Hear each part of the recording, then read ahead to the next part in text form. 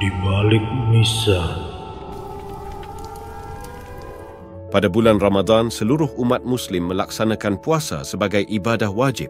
Oleh karena itu, seluruh umat Muslim semestinya menunaikan ibadah puasa selama 30 hari penuh.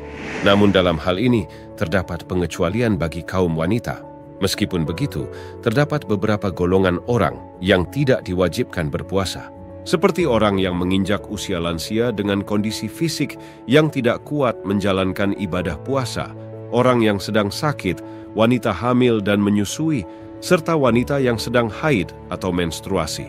Dalam hal ini, wanita yang sedang haid atau menstruasi hukumnya haram untuk berpuasa. Dengan begitu, wanita yang meninggalkan ibadah puasa Ramadan karena haid harus mengganti atau membayar utang puasa Ramadan di kemudian hari. Mengganti puasa Ramadan ini dapat dilakukan setelah Hari Raya Idul Fitri atau saat memasuki bulan Syawal.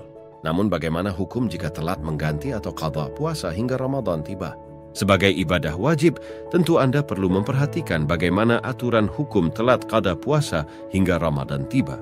Lalu hal apa yang bisa dilakukan untuk melunasi kewajiban utang puasa tersebut? Berikut kami merangkum penjelasan mengenai hukum telat qadha puasa hingga Ramadan tiba yang perlu kalian ketahui.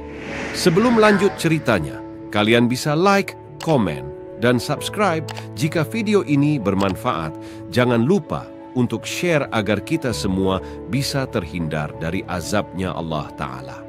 Sebagai utang, tentu kewajiban puasa wajib harus dipenuhi oleh setiap umat muslim, terutama bagi orang-orang yang terpaksa meninggalkan puasa Ramadan karena alasan tertentu.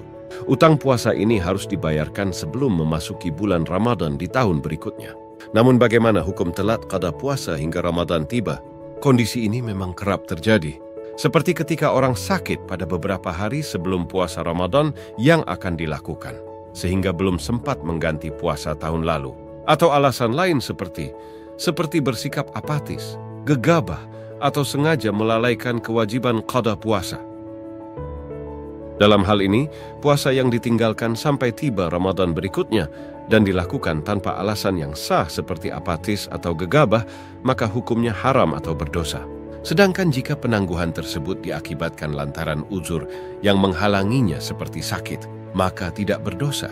Setelah mengetahui hukum telat qadha puasa hingga Ramadan tiba, berikutnya Anda perlu memahami hal apa yang perlu dilakukan untuk melunasi kewajiban tersebut. Orang yang tidak mengganti puasa hingga Ramadan tiba, maka wajib mengganti puasa dan membayar fidyah sebesar 1 mud dikalikan jumlah hari utang puasa. 1 mud setara dengan 543 gram menurut Malikiyah, Syafi'iyah, dan Hanabilah. Sementara menurut Hanafiyah, 1 mud seukuran dengan 815,39 gram bahan makanan pokok seperti beras dan gandum. Namun, kewajiban membayar fidyah terdapat perbedaan pendapat ulama. Pendapat pertama menyebutkan bahwa penundaan qadha puasa hingga tiba bulan Ramadan berikutnya tidak diwajibkan pembayaran fidyah baik karena alasan uzur atau tidak. Sementara pendapat lain menyebutkan bahwa penundaan qadha puasa hingga tiba bulan Ramadan berikutnya terdapat rincian hukum secara khusus. Jika penangguhan tersebut karena alasan uzur, maka tidak diwajibkan membayar fidyah. Sedangkan jika penangguhan tersebut tanpa uzur, maka menjadi sebab diwajibkannya fidyah.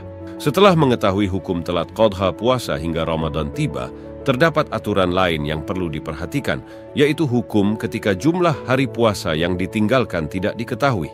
Dalam kondisi ini, disarankan untuk menentukan hari yang paling maksimal. Kelebihan qadha puasa yang dilakukan dinilai lebih baik daripada kurang. Mengganti puasa melebihi perkiraan jumlah hari yang harus dibayarkan. Dianggap menjadi ibadah sunnah yang bisa menambah amalan pahala. Dengan begitu, jika Anda lupa berapa jumlah hari puasa yang harus dibayar, maka sebaiknya menggantinya dalam jumlah lebih. Misalnya, Anda memperkirakan utang puasa yang harus dibayar sejumlah 8 hari, namun tidak yakin dengan jumlah tersebut. Maka Anda bisa menambah jumlah hari melebihi perkiraan tersebut. Wallahu alam bisyawab. Semoga Allah selalu mengampuni dosa-dosa kita yang disengaja maupun tak disengaja. Amin amin ya rabbal alamin. Wassalamualaikum warahmatullahi wabarakatuh. Di balik misa. Korupsi tergolong sebagai extraordinary crime, artinya kejahatan yang luar biasa. Sebab korupsi saat ini sudah meluas dan berjalan sistematis.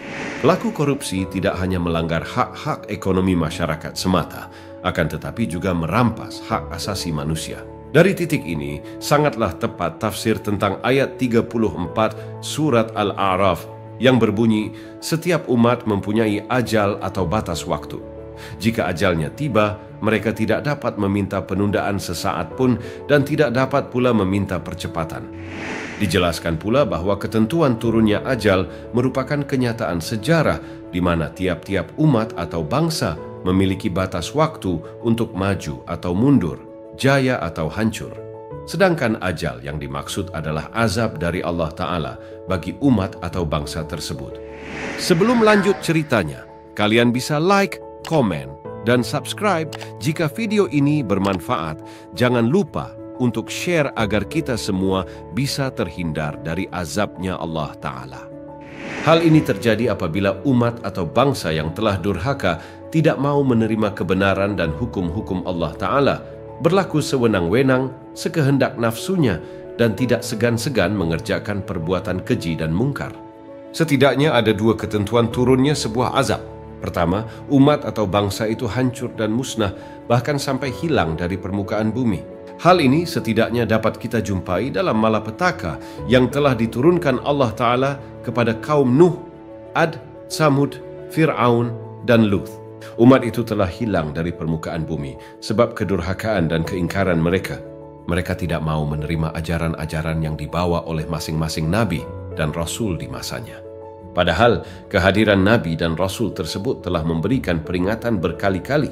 Akan tetapi mereka tidak percaya, bahkan semakin membangkang dan sombong, sehingga tibalah ajal mereka dengan kehancuran, kebinasaan, dan musnah.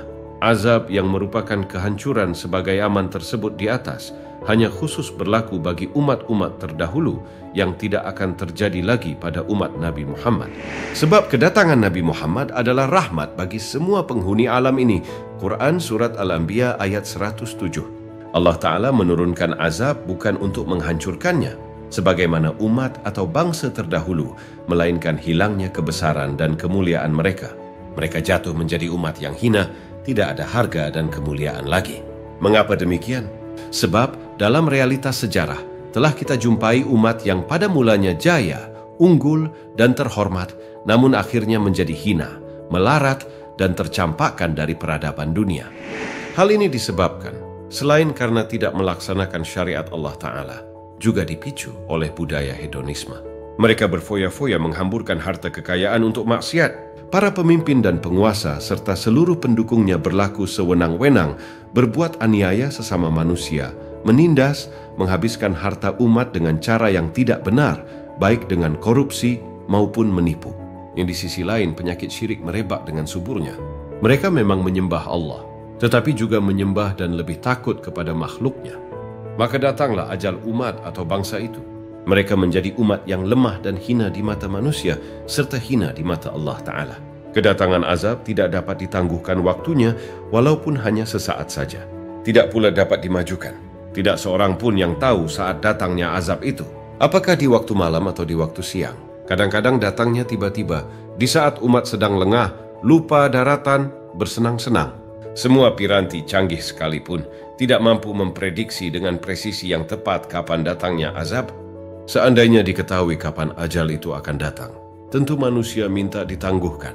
Mereka segera memperbaiki kesalahan dan meninggalkan perbuatan keji. Akan tetapi itulah rahasia Allah Ta'ala. Yang bisa manusia lakukan adalah menghindari perbuatan yang mengundang datangnya azab itu. Jangan lupa, dari sekian banyak penyebab turunnya azab Allah Ta'ala, korupsi juga termasuk di dalamnya. Allah Ta'ala mungkin saja akan mempercepat turunnya azab sehingga kejahatan korupsi seketika hilang sampai ke akar-akarnya. Wallahu alam bisyawab. Semoga Allah selalu memberikan kita rizki yang halal dan menjauhkan kita semua dari sifat serakahnya di dunia. Amin amin ya rabbal alamin. Wassalamualaikum warahmatullahi wabarakatuh. Di balik misah